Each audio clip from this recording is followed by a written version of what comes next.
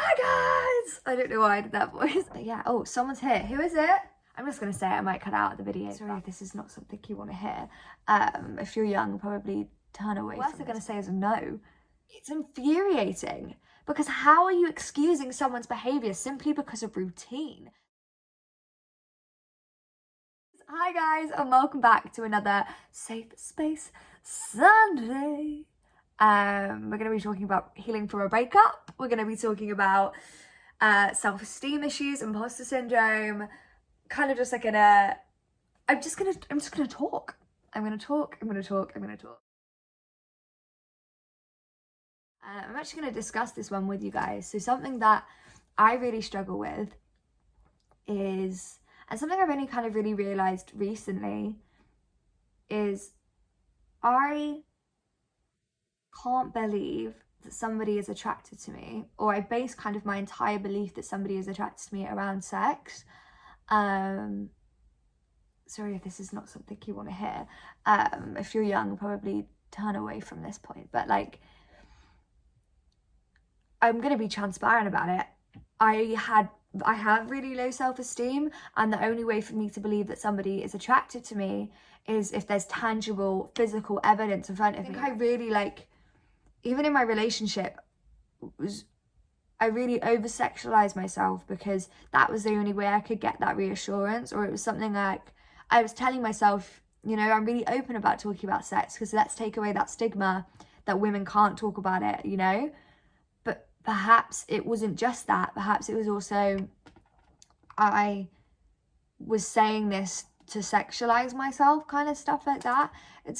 I'm not really sure how to deal with it. When I figure it out, I'll let you know. I'm going to talk to my therapist about it today. But that's something I really struggled with. So then the minute I came out of the relationship, I was like, don't get me wrong, I enjoy sex much as the next person. But the minute I came out of the relationship, I was like, oh, I just want to sleep with someone. I just want to have sex, blah, blah, blah, blah. Because my self-esteem had plummeted so drastically from the lack of reassurance that my partner had provided to me daily, that I was like, I need someone else to provide this for me, and this is the only way that I know how. However, I've not even spoken to another guy since the breakup, and I don't want to. I'm on a detox of men and only spending time with my friends, which I'm loving, and women, and just surrounding myself with women, which is such an incredible thing to do. I'm loving it and making friends like that. And I'm really enjoying my own company, which is really nice because I used to really struggle to sleep alone, and I still struggle a little bit, but just like being by myself. But I'm learning to really love my own company, and it's a work in progress. Like, I really want to believe next time someone says to me like, oh, I think you're really pretty, like I want to believe them. Letting yourself cry is such a big thing as well. Like, this wasn't supposed to be a video of getting over a breakup because I'm nowhere near over it, by the way. I literally cried yesterday. But letting yourself cry is such an important thing because you're only going to slow up the process if you don't let it happen. Do not comment on the state of my oily skin right now, but I realised I didn't even mention what imposter syndrome is, so I figure we should probably do that. So by Google, the definition is somebody who believes that the success they have, or like the business they're working on, the job they have, isn't deserved and just doesn't have the ability to feel like they should have it, and they feel like they're just like, what am I doing here? And it's really common in women, specifically because, well, for years we've been told it's not what we deserve and that we don't have the right. Yeah. I'm just going to start with like a technique that I use that I'm kind of been growing on, that I'm really enjoying. I'm actually going to do it with you guys because I haven't yet done it today. So I have this book that says, I so totally got this. And inside the book, it's really cute. It's got like, every page has got like a quote on, and then why I so totally got this today. And at first I used it in the evenings. I would write down like all the little things that I did that I had been like really proud of myself in the day, and especially with like imposter syndrome in the workplace, like just small things to remind myself that actually I am good at my job and what I'm doing is pretty decent. A few of the ones that I've put in before, but like even just like learn a new skill, or like I picked out my outfit the night before and I had that ready, or like I did my meal prep, or even like on this one here, which was just after my breakup, and like it has at the bottom like the level of confidence, and I was on the lowest this day, and it was like just like let myself cry, and like I did my washing and I did my washing up, like little things like that just to remind me that I'm like doing well. And then like I can look through this, and then I've grown on this practice a bit more. So recently now I'm kind of doing it a bit more intensely, I think, kind of like more journaling. So this is the page that I did yesterday, and it literally says here, I'm happy. And this is the first time that I've picked the top level of confidence since I've got this book, which has been like 4 months maybe. And it's the first time that I felt so happy yesterday. I was so happy in myself and the person that I'm becoming, and I was so confident in myself. So that's a really positive note. But it took me like 4 months since I had the book, and way longer since there, just to get to that point. But this is kind of my routine of what I do.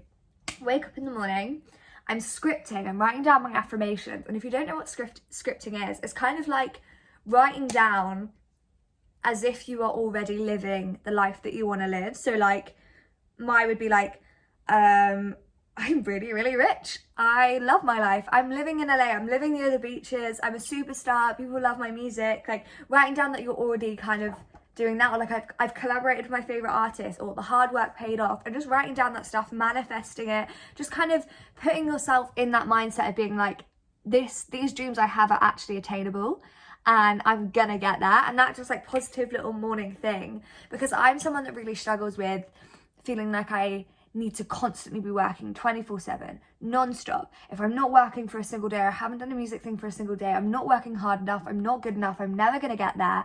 Like self-sabotage is, yourself is your worst enemy, and I really struggle with that. Especially recently, I got my tonsils out like at the beginning of the month, and I was like, I'm gonna spend that whole 2 weeks just working on music, blah blah blah blah. And actually I was like, I need to rest.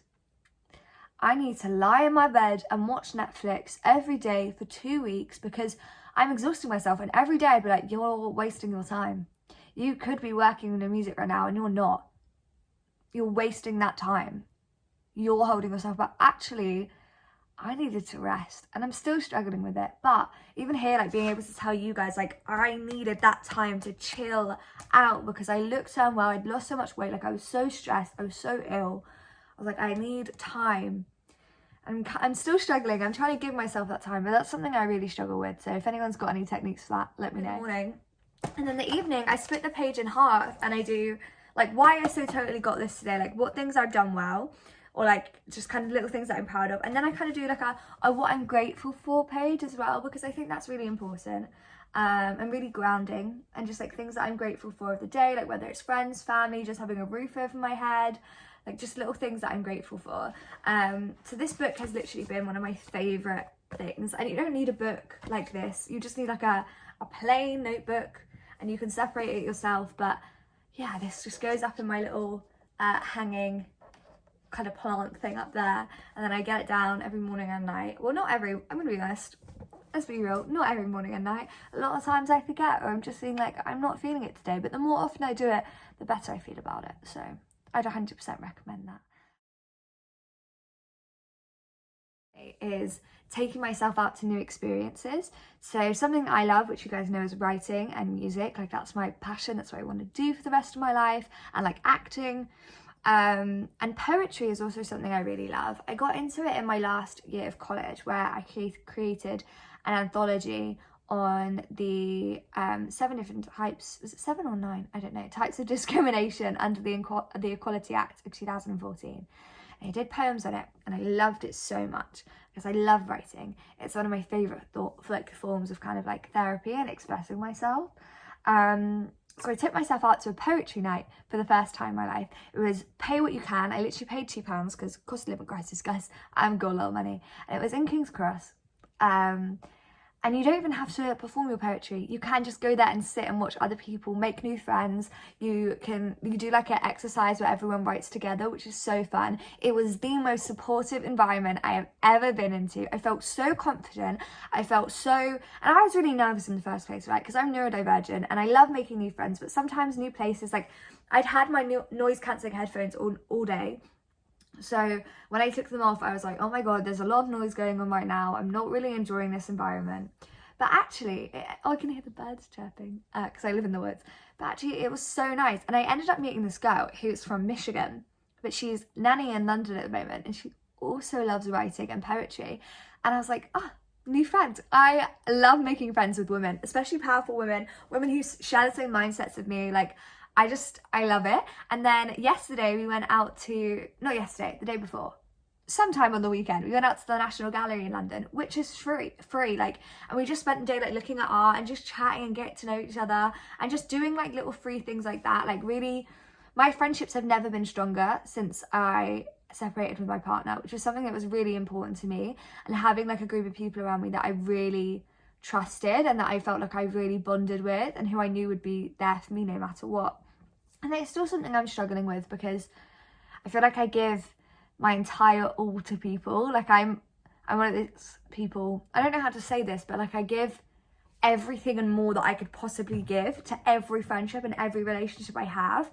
And then when that energy is not reciprocated, it's really hurt. And I spent a lot of last year narrowing down my circle, and then this year also narrowing it down a bit more as well, and just kind of separating and like meeting new people. Yeah, spending time with my girls. Like, I go into my friend Corey's uni accommodation and we make like muffins or brownies like once every couple of weeks, and it's really nice. It's like a nice little just spend time with my friends, throwing myself into my work, just reaching out to people that I've never spoken to before, like random people online in a safe way, like other musicians that being like, I love your stuff, I'd love to jump in a session with you, and just doing bits and bobs like that, because the worst they're going to say is no.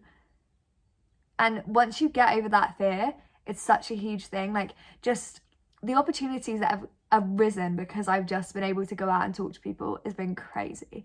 So that's something I would really recommend. It is on a whole different day. So annoyingly, I couldn't upload last week because all of the footage for the last like end of this video was gone, and I was like, maybe I'll come back this week, maybe it'll reload from iCloud. Incorrect. So there's like 8 minutes that is lost of me just chatting about poetry I've been written, that's not even the word, poetry I've been writing, and just kind of friendships and who you're surrounding yourself with, but you know, can't do anything about it. So I hope that the 11 minutes of this video is helpful regardless, and I will see you next week for another Sunday safe space. Good night.